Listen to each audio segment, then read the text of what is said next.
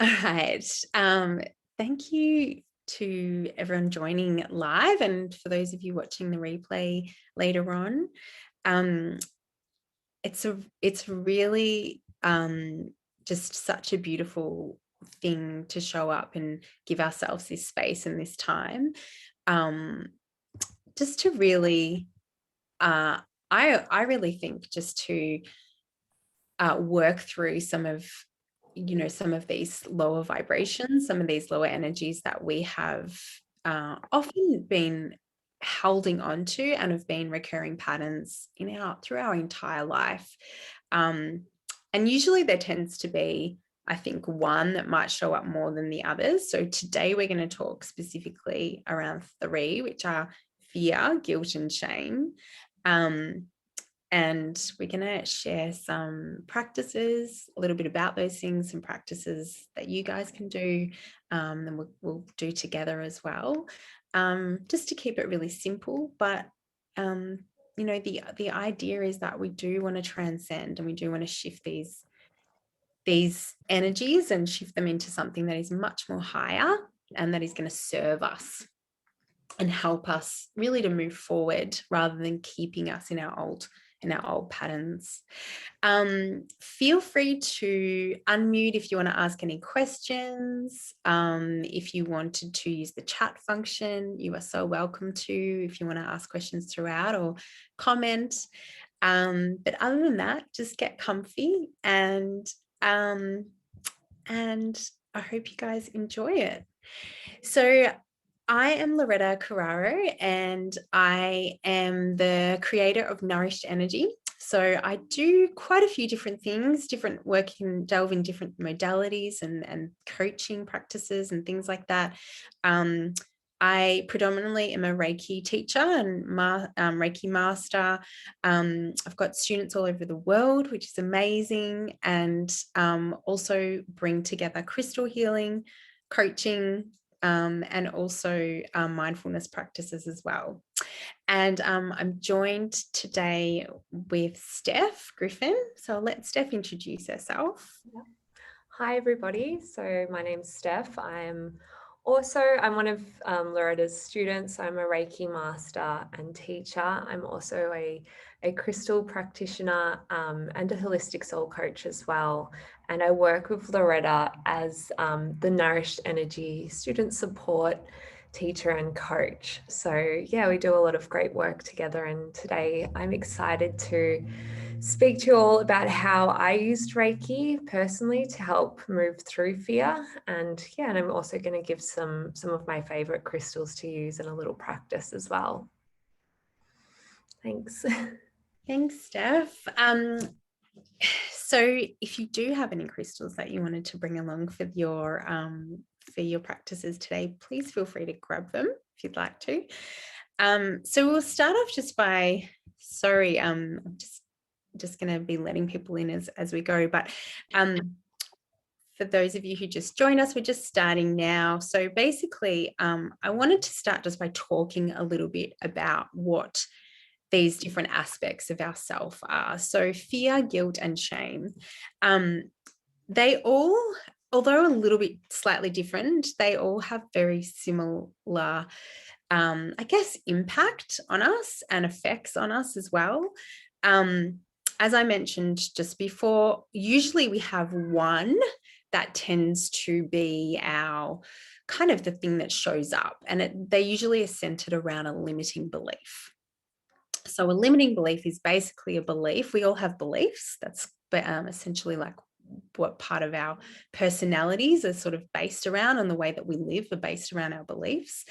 And these are generally formed in childhood, right? So, you're a newborn baby coming into the world. You're like a blank canvas. And so you learn how to be human, basically, and how to be and how to act and how to feel and think. You learn all of these things as a child. So up until about 7, where basically being programmed very much so on how to live. So often with clients, I find that most of these limiting beliefs are things that are not just new to our generational patterns or our ancestral patterns. Like, they're usually things that have been carried from our parents, from their parents as well, and they're usually showing up throughout generations, and they're usually shared within the family as well. So I'll give you a really good example. So, a belief like I'm not good enough, right? I'm not enough. So something like that can be fundamentally a core belief that you can learn and hold on to, and you learn it as a child, and then you're basically, the way that you live your life is centered around this type of belief. So that's just one. Obviously, we have many, but this is an example of a belief. Now, we call it a limiting belief because it limits you. You obviously will have beliefs that you have learned and that serve you. And ultimately, all beliefs, when they're created and formed, serve you in some way or another. No, our core purpose is to survive. So if you think about it on a very basic level, we're here to exist and to survive. And so what happens is we carry these and learn these different beliefs because we're trying to make sure that we survive and to be protected.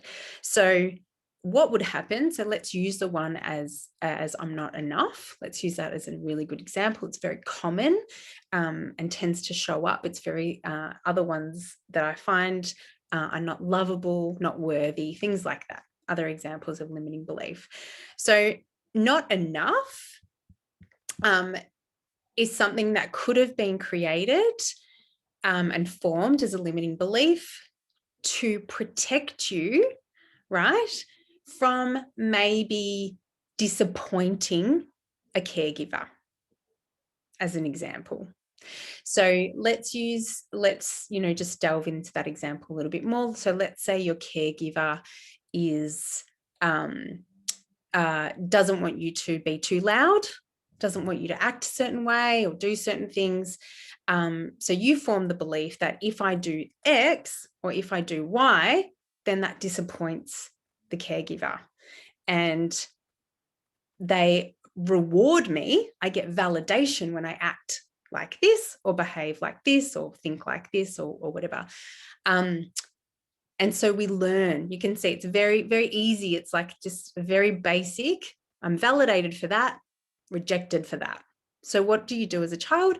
You're going to do whatever you're validated for and rewarded for. And you're going to follow that more, because ultimately, if you're rejected, think about it from like an ancestral thing.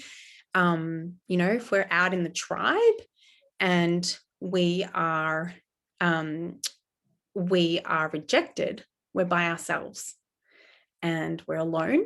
And then the likelihood of, being eaten or something like that, being in danger, is really high when we're alone. So we're safer in a tribe. We're safer together. So we want to behave in a way that is going to be accepted by everybody else. So you can see it's all very primal, the way this stuff is formed. It's just so, and it serves it absolutely serves you a purpose at the time. But as adults, it doesn't really serve us anymore. I mean, for some of us, it will. Absolutely. But you're probably showing up here today because it doesn't serve you anymore. And you're feeling like the times that it serves you compared to the times where it doesn't are probably not weighing up for you anymore. So you're trying to make different choices now and trying to understand it a little bit more and ways to let go of it so you can make different choices about what you want to believe instead. So really shifting from that I'm not enough to, thinking about what you'd like to believe instead. So I am enough. So how does the limiting belief, what does that have to do with fear, guilt, and shame? Basically, your fears are going to be based on a limiting belief. So if my using again the belief that I'm not enough, if I feel like I'm not enough, I have this fear of going out in the world and sharing who I really am, being seen by everyone, or being too much, or being too little. You can see how those fears are based on that limiting belief. So that's one example of how fear shows up with limiting belief. Guilt.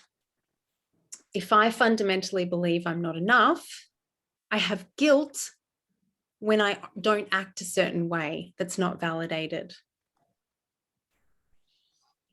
I behave in a certain way that's not, that's not validated. And I have guilt about that because ultimately I know that I'm not enough. I have guilt around that. The shame, I'm not enough. Very similar. I think that I'm not enough. And then I feel ashamed that I don't show up the way that I really want to. Or I do things that that make me think that I'm bad, right? So I think that I'm a bad person, and I think that and I'm embarrassed by that or ashamed by that, and that's ultimately because I don't feel like I'm enough. So you can see how there's also some relationships between the fear, the guilt, and the shame. So one of the things is, and I wanted to show you, there's like a bit of a cycle that happens, right? And how these things can be related.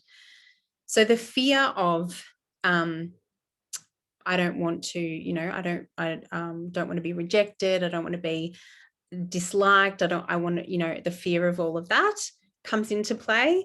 Not feeling like you're good enough. Then you act a way that makes you feel guilty.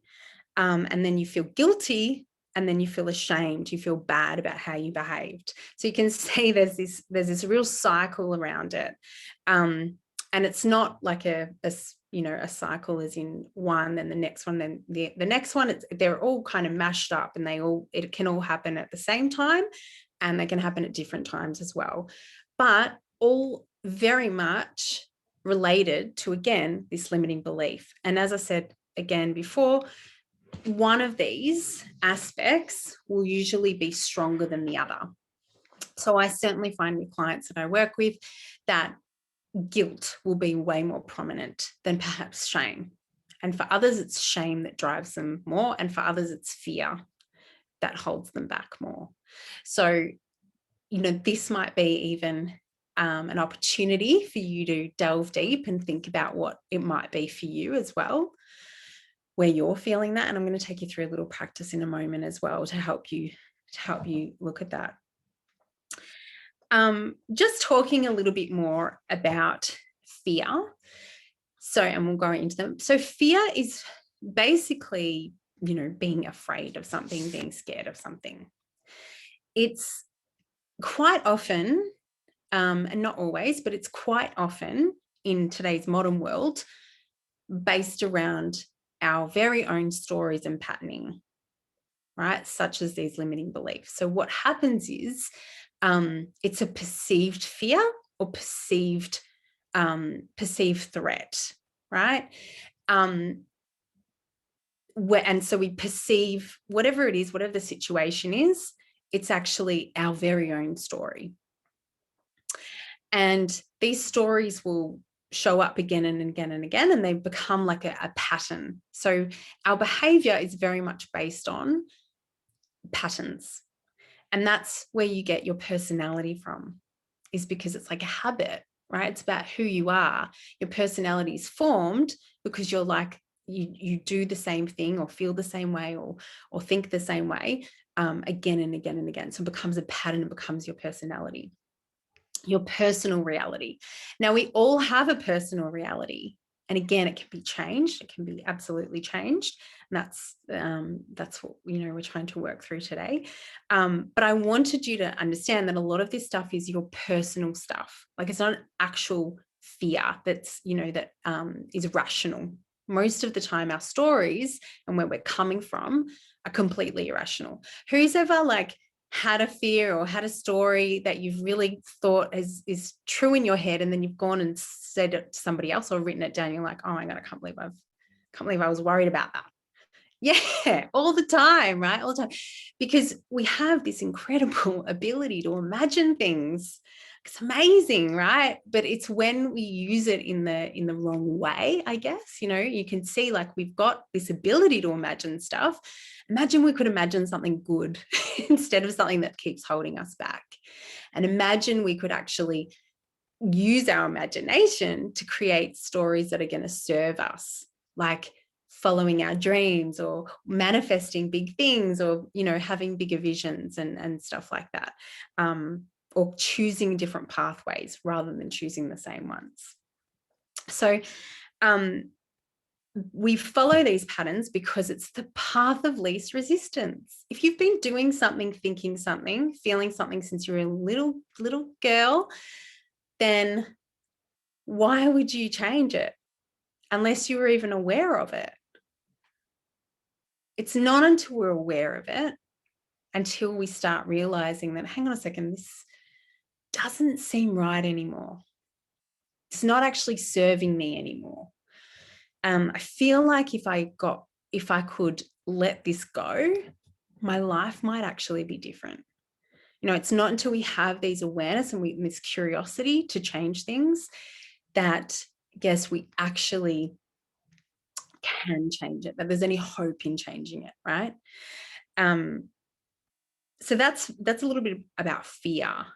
Now, guilt is very much based on, and I wanted to say with fear, typically fear is said to live in, I guess, our, you know, if we're looking at the chakra system, so our energy centers, or in our, just talking about our body, just to simplify it even more, these tends to live in our hips, in our hip area, and at the base of our spine, like all around that area. So that area is all about having support and certainty and feeling safe. So you can understand that's why fear would kind of live in that area. So guilt. So we're talking about guilt. Guilt typically lives in your womb space, your sacral chakra. So you're around your womb space, just below your belly area. And the reason is because guilt is very much related to our desires, right? If you think about things that you've ever felt guilty about, it's related to a desire to do, be, and it's this idea that I should, right? I should be doing that, or I should do that, should have that. It's all of that sort of stuff. So it's related to the desire. So thinking about, same thing with guilt, it's based on patterns and based on our own stories, but also stories we've adopted and conditioning since we've grown up. So even just thinking about why you feel guilty, you know, really asking that question, like, why am I actually feeling guilty about this? And do you believe that is the truth? Like actually asking those questions to yourself. Do I actually believe this is true, that I should feel guilty for this? Or is this something that society's put on me? Or do I sound like my mom? Or do I sound like, you know, my old teacher? Or what is actually an old boss or something like that? What is it? What am I actually believing in here? So do you believe that is your truth, or is it somebody else's? And it's really important to ask these questions and to become aware of what it is that is really holding you back when it comes to guilt. And the next one is shame. So shame is very much related to our identity. So it's related to our center of identity, which is called the solar plexus. So the solar plexus chakra, which is just located under our rib area. And this is our center of ego. It's, you know, it's the identity, it's who we are. And of course, we feel shame when we feel like we're not something. We're not meeting an expectation of and ultimately we're bad, or the not enoughness, or whatever it is. So we feel shame around that for not meeting an expectation of someone or ourselves. And again, asking those very similar questions. Why do I feel shame? Is that my truth? Do I want to feel shame around this? Or what would I want to feel instead? It's those kinds of questions. They're really important for you to start getting that awareness about, where is this actually coming from? Because if it's yours, if it's from somebody else, or if it's yours, now as an adult, as I said, you have the freedom to choose whether or not you want to hold on to this, or whether you're ready to let that go. The choice is totally yours now. It's not easy to let it go, because as I said, this is about you making changes to something that you have been and done your entire life. So it's really, really important for us to have that consistency and a commitment and willingness to really want to change it. So I'm going to take you through a little practice. Does anyone have any questions before I get into that? Does anyone have any questions before we go into it? To a little practice? No, we're good. Okay, so I'll just get you to take a seat, just being comfortable. Just get comfortable. Okay, beautiful. And so if you want to, you don't have to, but if you feel comfortable to, you're welcome to close down your eyes. And I'm going to get you to focus on one of these aspects. So, I mean, as I've been talking, I'm hoping, some of you have been resonating with either one more than the other. So if it's fear, if it's guilt, if it's shame, just choose one. Could be all three or two, but just choose one for now. And I just want you to think about something, or that feeling, that very familiar feeling of fear or guilt or shame. You might be thinking about a person or a situation, or just the feeling, whatever it is. And I want you to notice that in your body. So, I talked about these things where they typically live in like the lower parts of our body, but really they can be anywhere. I mean, for you to feel it in your throat or your heart or your back, your stomach, wherever you might feel it. I just want you to notice that. And if you feel comfortable to, you can place your hands on that area of your body.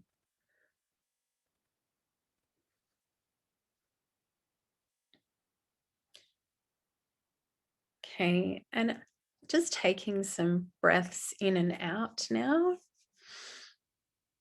Just deep belly breaths. Just at your own pace. Just whatever feels comfortable for you.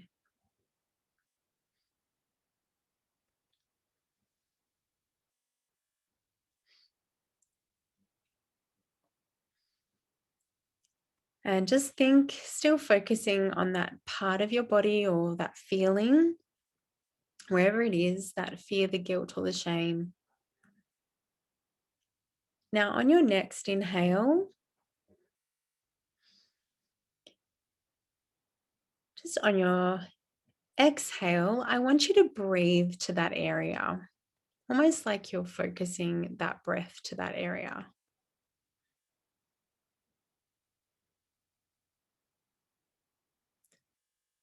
And just noticing how that part of your body might feel. Does it feel tight? Does it feel restricted, or does it feel lumpy or swirly? Like, how does it feel, if you can feel anything?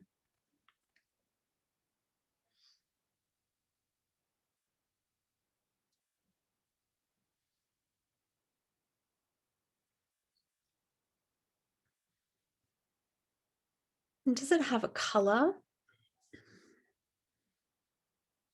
Does it have a color at all? Is it murky? Is it vibrant?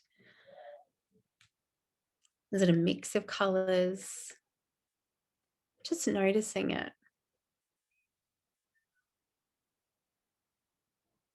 There's no judgment. There's just no time or space for judgment now. We're just observing and just noticing it. We're just bringing the awareness to the center.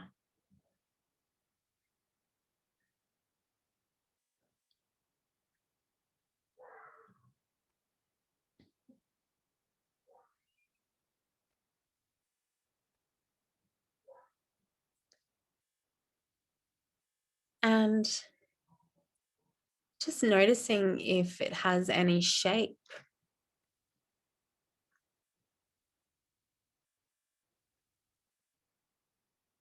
Is it big or small? Is it round, square, whatever it might be? Just noticing if there's any shape associated to it.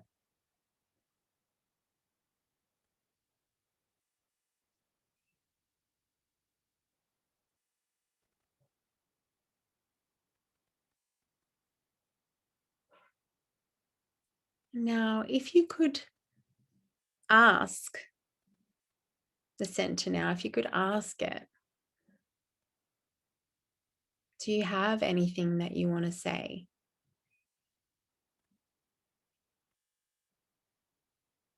Do you have anything that you want to share? Is there anything that I need to know?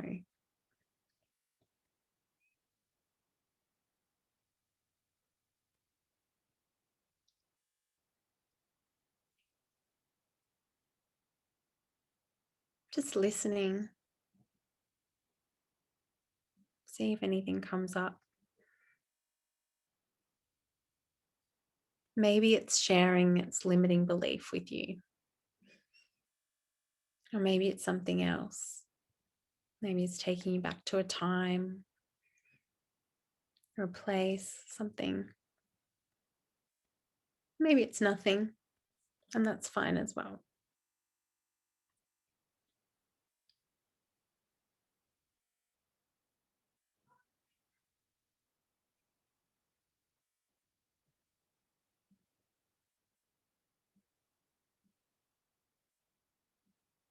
If you did get a belief come up, like I'm not enough, can ask, what would you like to believe instead?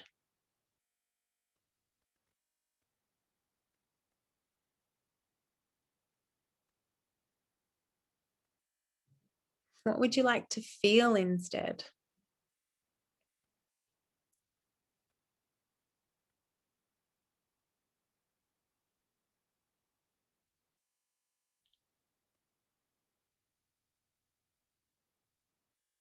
What would you like to look like instead?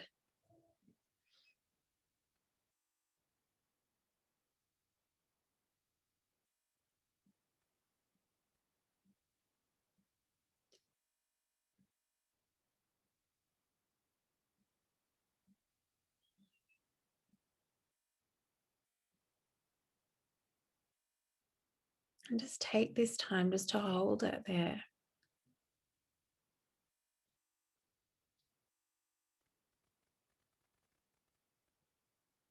Instead of it feeling like a limiting thing, a limiting part of who you are right now, I want you to treat it like it's such a precious part of who you are, a lovable part of who you are.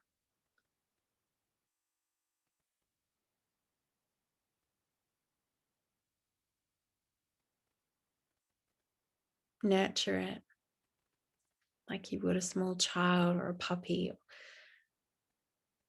whatever else.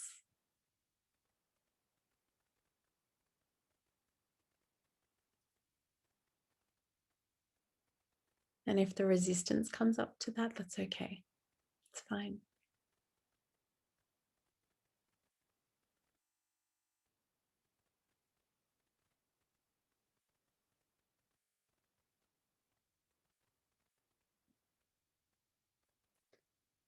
Just imagine just for once, we're not trying to disassociate or disconnect from this part of who we are, but instead we're allowing it to be loved, to be heard, to be seen.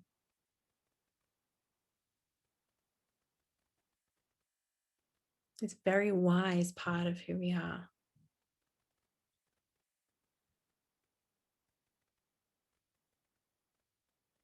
Bringing it out of the shadow and into the light.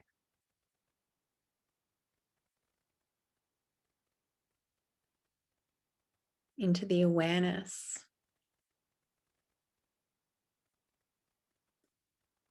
To transmuting it from being something that is low and limiting to something that is love, that is abundant and infinite.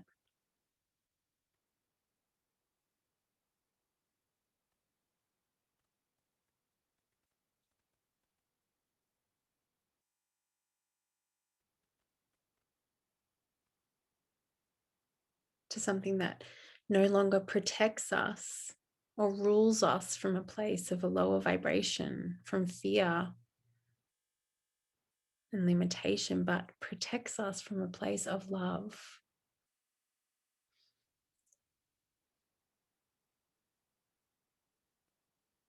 And connects us to who we really are, to our truth, to all that is available and accessible to us.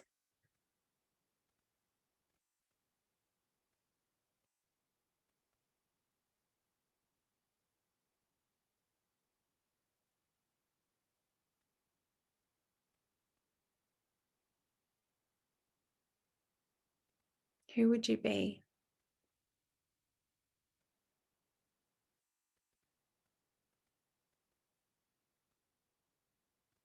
What would you do?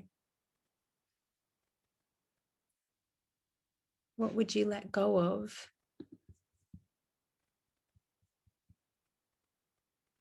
But also,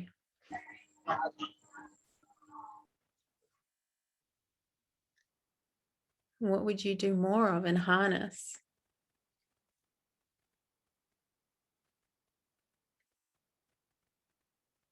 If love was your truth.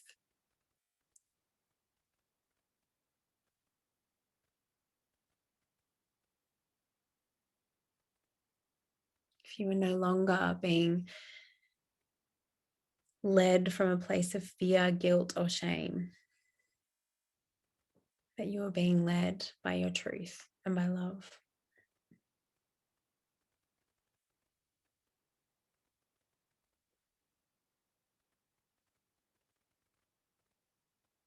And just bringing you back to your breath now.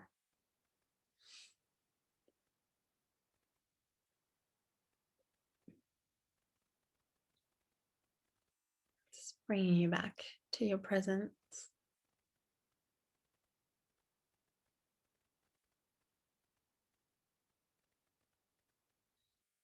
And coming back to your body.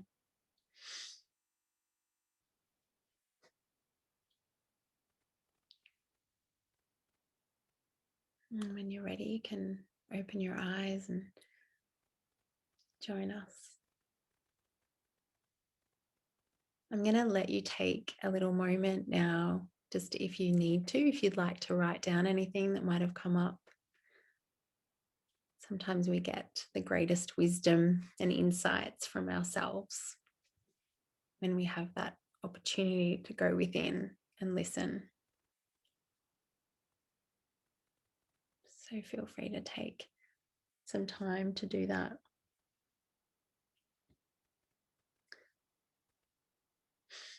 And I'm going to pass it over to Steph.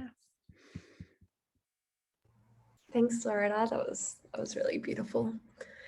Okay, so I'm just going to speak a little bit about my own, I suppose, Reiki journey and how I have used Reiki to move through limiting beliefs and fear, and how I continue to use it, because I'm human, and they still show up, of course.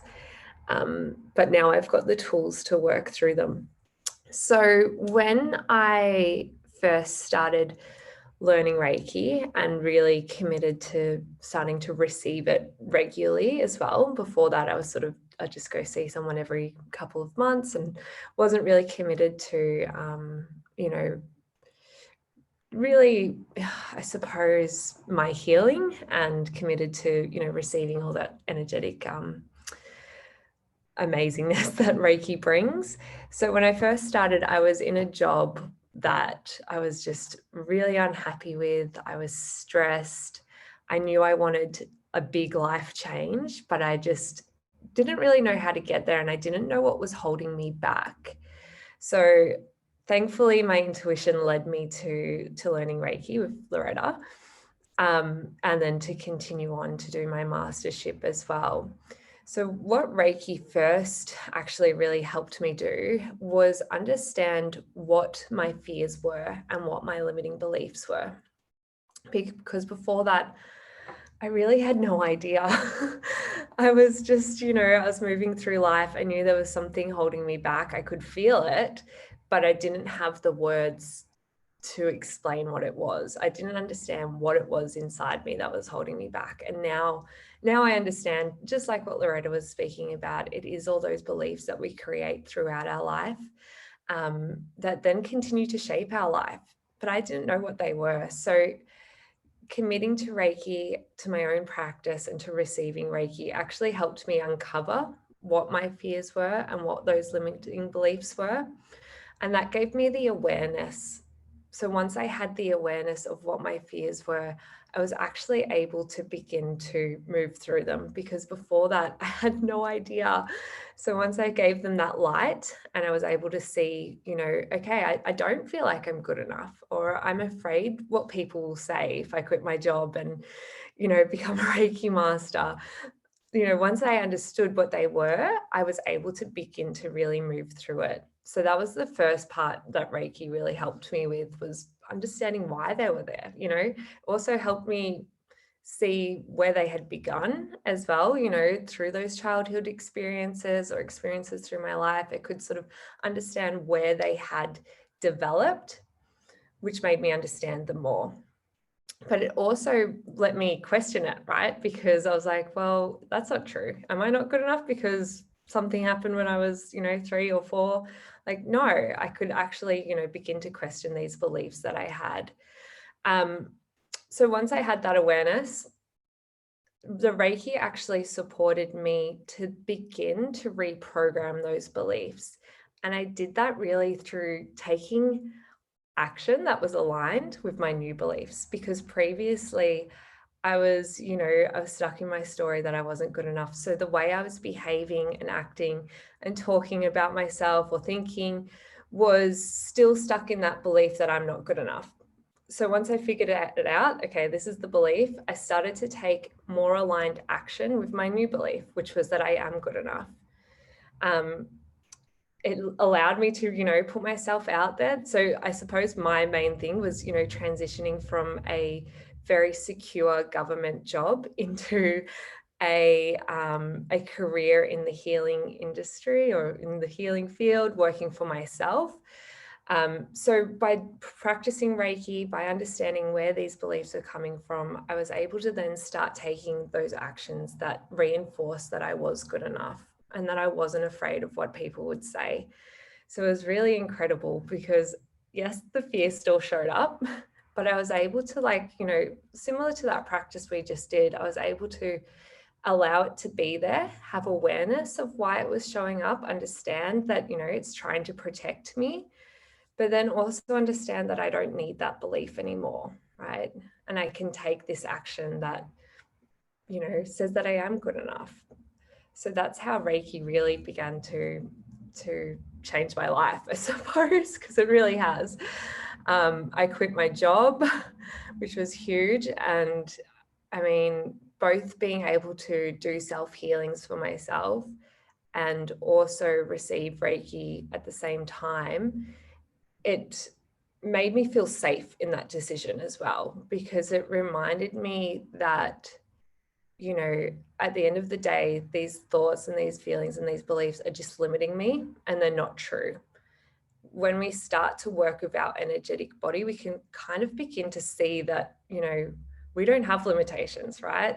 Like, we're not just our physical body, and we can actually, you know, we can create whatever we want.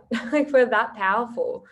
You know, we don't grow up believing that, unfortunately, but you know, this is the journey that we take when we learn Reiki. We come back to understanding who we truly are. So it taught me to allow those fears to show up. That's okay. We can't always just get rid of them. They were there. So it allowed me to, you know, notice them, feel them, but then also let it pass through as well. Because with the Reiki, I was also able to let that energy move through me, and then reconnect with my actual worthiness, with my truth. That I am worthy and that I am good enough, right? So it completely opened me up to seeing the world differently as well, and seeing myself differently. So now when and as I said, I still do have these fears. I mean, it's been, you know, it was 30 years of conditioning and those limiting beliefs that had been created. So when they do show up now, I notice them, I'm aware, I hold myself in love rather than fear. And I let them just pass through me.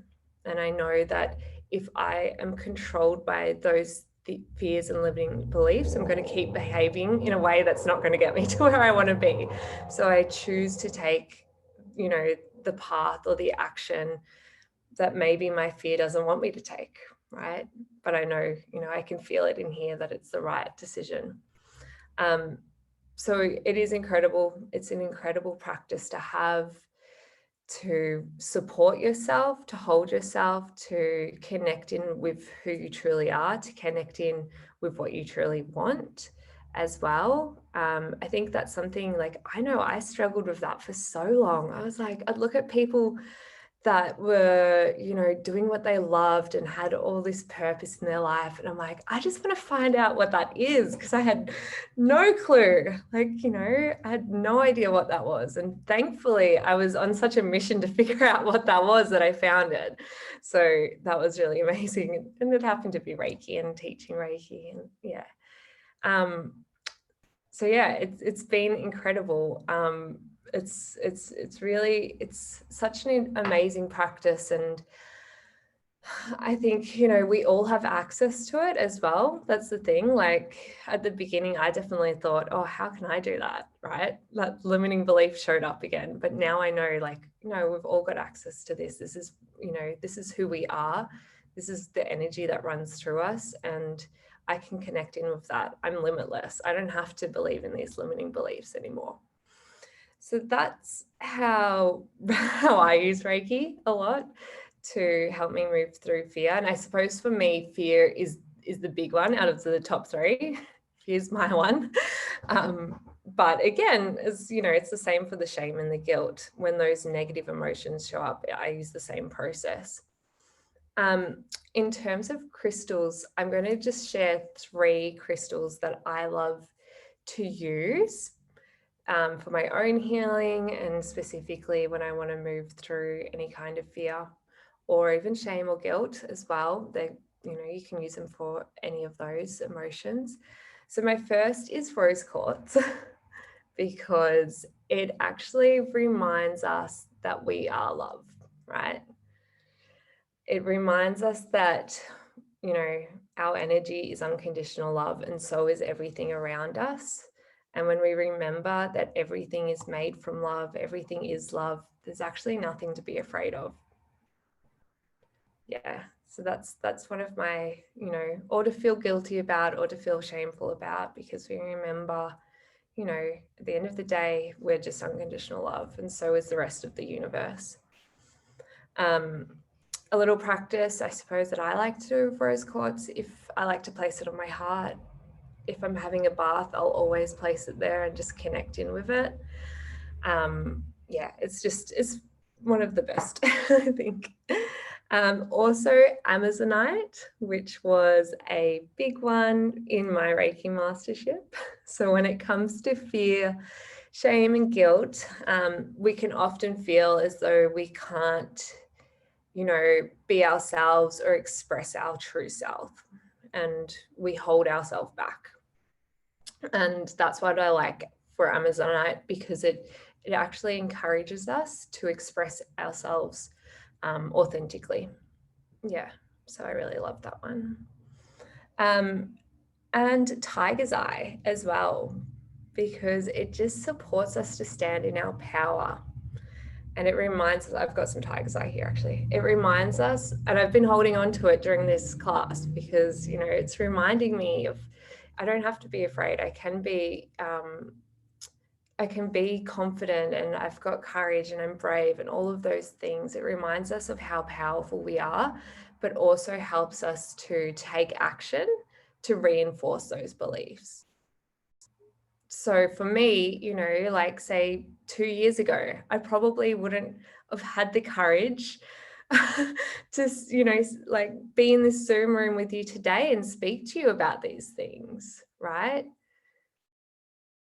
But by, working through it, it's allowed me to take the action to reinforce that I am good enough to be here and share my story. So they're my 3 favorites, but I mean, yeah, there's so many beautiful crystals that you can use, and it's really whatever you were drawn to, whatever you intuitively feel is right for you as well. That's the best place to start. Loretta and I also have the 21-day crystal challenge, which is beginning on the 22nd of August, going back in time. 22nd of August. So if you're quite familiar with crystals and crystal practices, it's just a beautiful way to begin to reconnect with crystals and to gain all these beautiful, ways to start to use them. Like we've got crystal gridding, we've also got practices to channel crystal energy. So say you wanted to work with Tiger's Eye, but you didn't have any, we can teach you how to actually channel that energy of Tiger's Eye. So it is an incredible place to start if you're wanting to work more with crystals. Yeah, does anyone have any questions on that? And then I've got a little short practice as well to share. No? Cool. Okay, so this little practice that I've got, you can really use it whenever you're wanting to let go of something. So it may be that, that a fear has shown up, or the feeling of guilt or shame has shown up, or it may be that you just want to, let go of a negative thought or a pattern. So it's just a really simple one, which I like because I feel as though you can really use it any time of the day, wherever you are. It's pretty easy just to bring out when you want to shift some energy. So if you've got a crystal, we will use it as well. So just keep it beside you. And if you feel comfortable, I just encourage you just to close down the eyes and get comfy. And just deepening the breath, taking full, deep inhales and exhales, just allowing yourself to become more centered, more grounded. And I just want you to think about anything you want to let go of. It may have been the limiting belief that showed up during Loretta's beautiful practice before.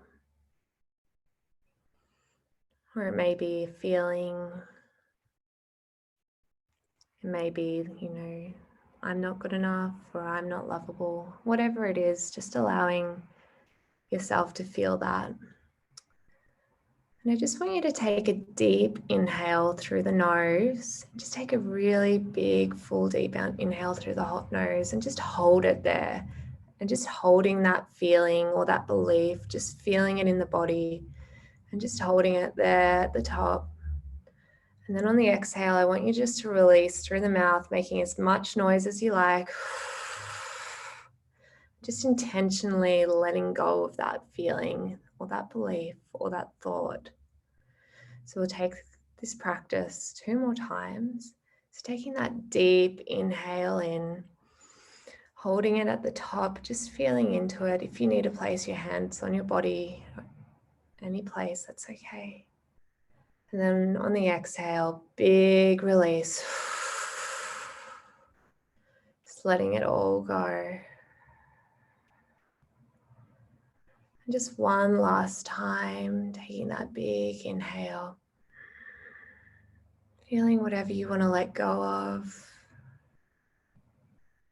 Now your biggest exhale, just to let it all go.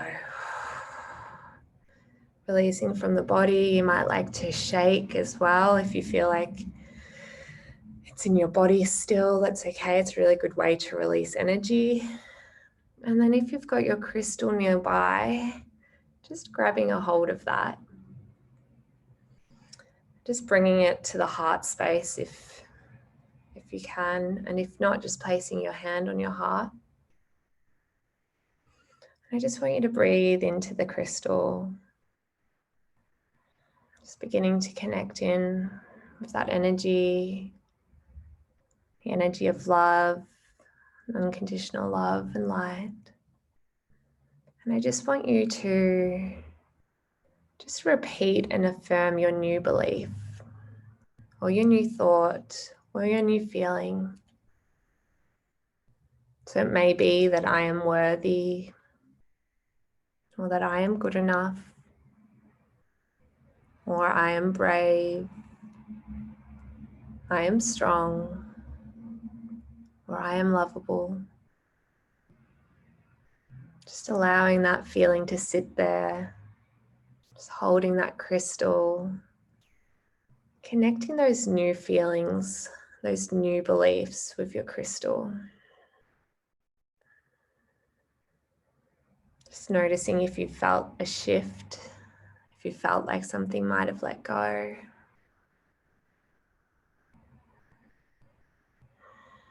And just when you feel ready, you can connect more back in with the breath, more in with the physical body. And when you're ready, you can join us back in the Zoom room. Yeah, so that's a simple one. Just to, if you're feeling like things are showing up during the day, I really love to use my breath just to let it go. So I hope you've enjoyed that, and I hope you could feel a little bit of a shift, and yeah, that you enjoy working with your crystal. If you used a crystal for that practice, you might like to keep it, on your desk today at work or in your pocket, just as a reminder of that affirmation of that new belief as well. Okay, thank you. That was so beautiful. It's amazing how, what we've just shown you today are just things that you have with you, right? I know like the crystal is obviously something outside of you, but you don't need it.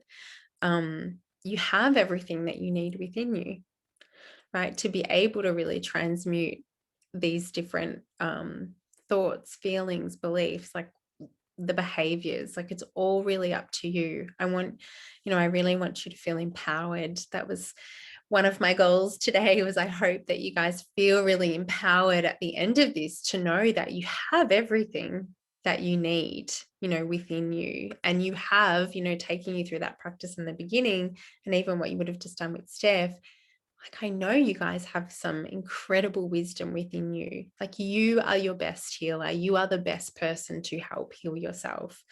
So I really hope that you've come out of here knowing that that you do really have everything that you need, and to move through, or to grow through whatever it is that you feel like you're ready to. And that if you do feel like you need more guidance, or looking for that stuff, you absolutely can. But the most important thing is to really trust within.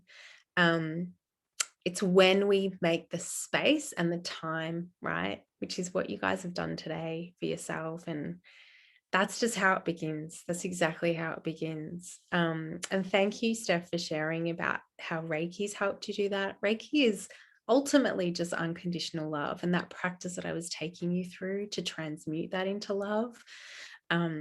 Essentially, that's, what I was showing you is just how to do that, how to connect with that energy.